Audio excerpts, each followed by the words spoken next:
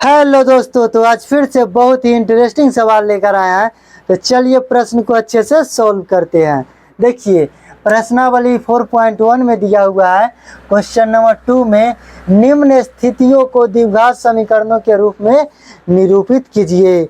देखिए, निम्न जो प्रश्न दिया हुआ है उसको क्या करना है, द्विघात समीकरणों के रूप में निरूपित करना है। तो चलिए 2 का 1 नंबर प्रश्न को सॉल्व करते हैं। देखिए, एक आयताकार भूखंड का क्षेत्रफल 528 मीटर स्क्वायर है। क्षेत्र की लंबाई मीटरों में, चौड़ाई के 2 गुने से 1 अधिक है। हमें भूखंड की लंबाई और चौड़ाई ज्ञात करनी है। तो चलिए पहले क्या करेंगे, हल लिखेंगे और क्या करेंगे, मान लेंगे।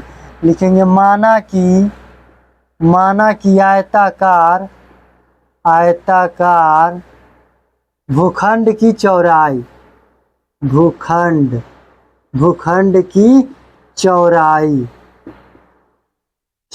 क्या, तो x मीटर तथा आयताकार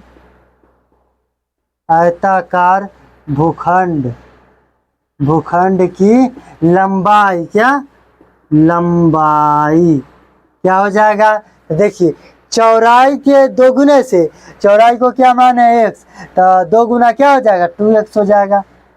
और 1 अधिक है तो क्या हो जाएगा, +1, इतना मीटर। ठीक है, देखिए चौड़ाई के 2 गुने से यानी x के 2 गुना तो क्या हो जाएगा 2x, और 1 अधिक है तो +1 कर दिए। ठीक है, अब क्या करेंगे, इसलिए प्रश्न से तो क्या, देखिए एक आयताकार भूखंड का क्षेत्रफल लिखेंगे, एक आयताकार भूखंड का क्षेत्रफल कितना दिया हुआ है, तो 528 दिया हुआ है। ठीक है, तो एक आयत का क्षेत्रफल क्या होता है, तो लंबाई गुने चौड़ाई, लंबाई गुने चौड़ाई। ठीक है, लंबाई गुने चौड़ाई, तो लंबाई कितना है, तो कितना है 2x + 1, और गुना चौड़ाई कितना है, तो x है बराबर कितना 528। तो क्या हो जाएगा 2x² + 1, और इधर प्लस में इधर आएगा तो -528 बराबर 0। देखिए, यही हमें द्विघात समीकरण ज्ञात करना था। हमारा प्रश्न सॉल्व हो गया।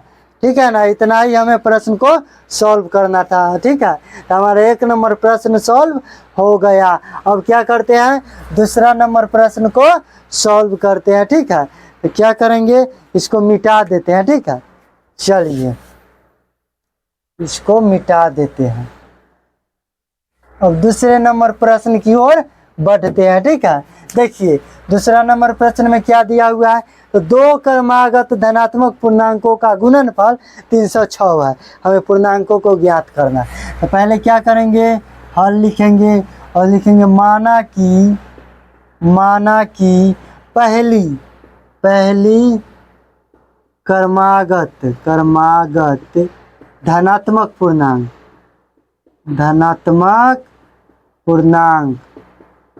पूर्णांक क्या मान लेंगे, x मान लेंगे। ठीक है, हमने माना कि पहली क्रमागत धनात्मक पूर्णांक x। क्रमागत का मतलब क्या होता है, क्रमागत का मतलब यानी 1 के बाद 2, 2 के बाद 3, इसी को क्या बोला जाता है, क्रमागत। यानी 1 के बाद क्या आएगा, 2 आएगा, 2 के बाद 3, 3 के बाद 4, इसी को क्या बोला जाता है, क्रमागत। ठीक है ना, क्रमागत। ठीक है, अब लिखेंगे तथा दूसरी क्रमागत धनात्मक पूर्णांक तो क्या हो जाएगा। देखिए